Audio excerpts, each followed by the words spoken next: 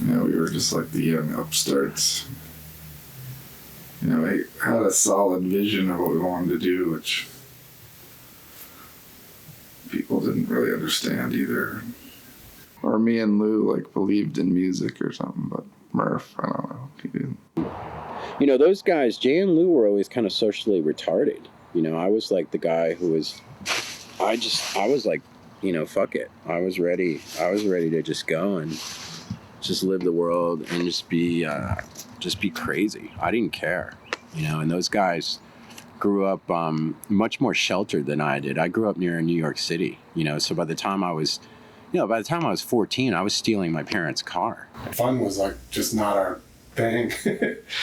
You know, Murph used to really that used to really bum him out because he was a fun guy. I remember Jay was just amazing because he was practically lying down on the floor the whole time playing his leads. And I just thought that was just I'd never seen a cooler guitar, you know, a more casual sort of cool guitar player. And then later we found out that he, you know, had migraines and he'd taken all this stuff or something for his migraine.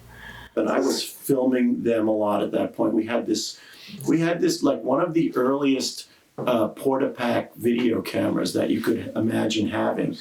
And then about 5 minutes into the song of them just sort of playing this kind of plaintive, beautiful song, Jay hit the pedal.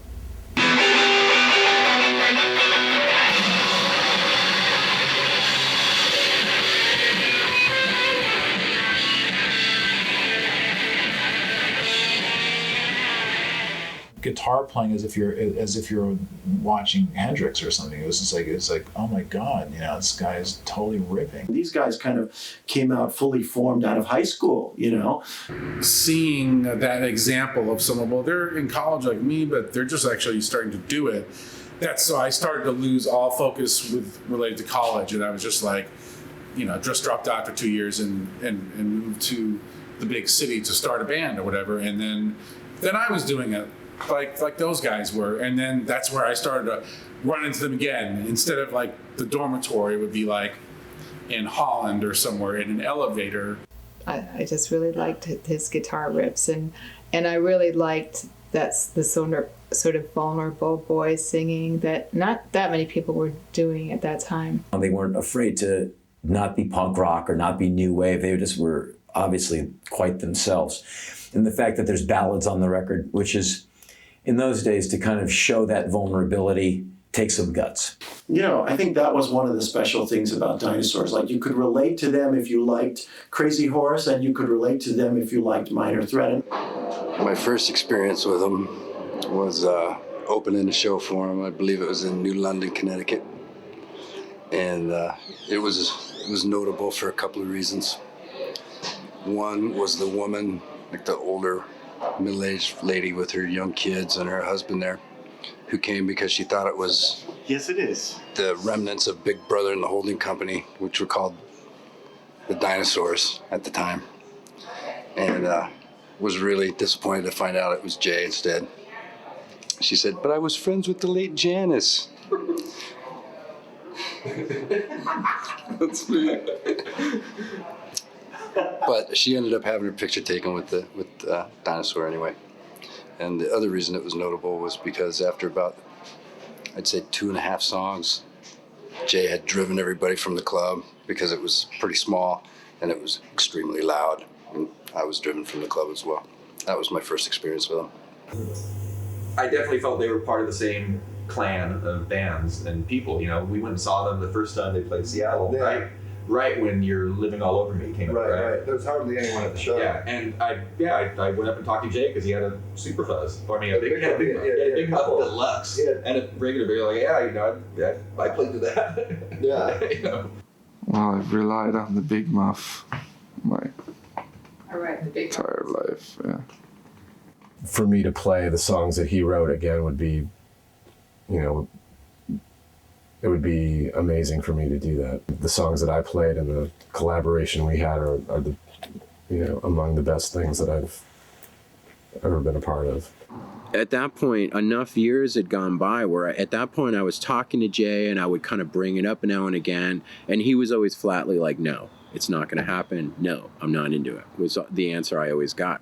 It was Brian's idea to get the band back together again. And Jay was not into it.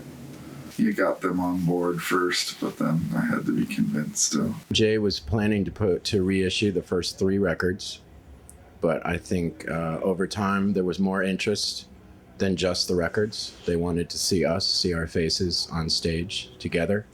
And, so when they finally regrouped, that was a very happy moment for a lot of people because, there's something special and valuable about a band that's got a certain chemistry together. But when you saw it live, you're like, yeah, it's that thing again. And it's just great to hear it again. And I think they bring out a really great part of Jay's playing. No, it's just basically like Lou and Murph, the rhythm section is just so extremely kind of powerful and streamlined. You know what I mean? It's just like, and Jay on top of that. Jay Mascis in any situation is great. But with Lou and Murph behind him, it's just insane. I think that with this lineup, they have a completely different energy. I saw them with a couple other different lineups, and with Lou and Murph in the band, it's really a completely different thing. And I like it the best. There's definitely some special chemistry going on there. We did about 1.5 years worth of touring and things seemed to be going well. So the next logical step seemed to do another record. And that was a really cool surprise, like when I was like, oh, we want to do another record. Then I came out to Amherst, to Jay's house, and it's like, whoa, he's written some songs. Like, wow, okay. Like, it was cool, it was like a really nice, and it was totally unexpected. Has the songwriting process for Dinosaur Jr. from the first album through You're Living All Over Me through Bug to now, has it changed in any way? And what is that songwriting process?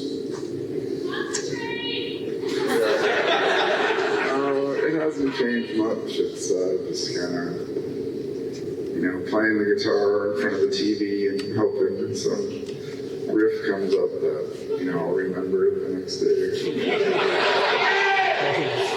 The sound is still, the sound that we have is still this, to me, this sound of like, just kind of caveman, They came on the show and played. And that was at the point we had like 2 years of worth of bands on that show. So a lot of bands had come through our studio to play.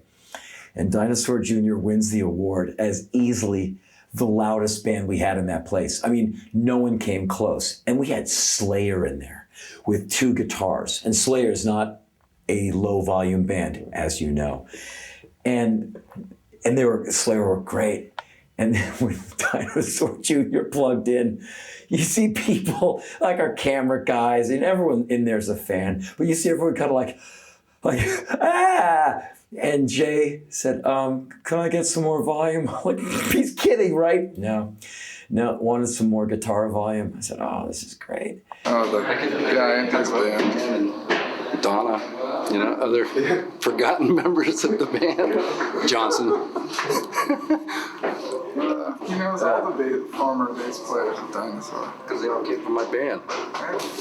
One after another. Jay pretty much used my thing as a springboard for all his bass players after Lou. Now I'm back with Lou. You're happy because it's all. Yeah. Because now I can tell it how it was. I was always very enamored with the fact that Jay writes real songs and that they continue to be meaningful. I also, for me, I just like seeing what he's done with his life. He's had full control over the things that, or as much as he can, that are around him. Artwork for the albums, the sound of the records. He's just, I really admire the way he's lived his life. Dinosaur Jr. has their place in the history of rock, no doubt about it. It's the kind of a band that they really just stay true to what they've done from the beginning. They play music on their terms. What he does, it's still mind-blowing, still incredible. Always has been. You know, like they say, Jay Mascis is God.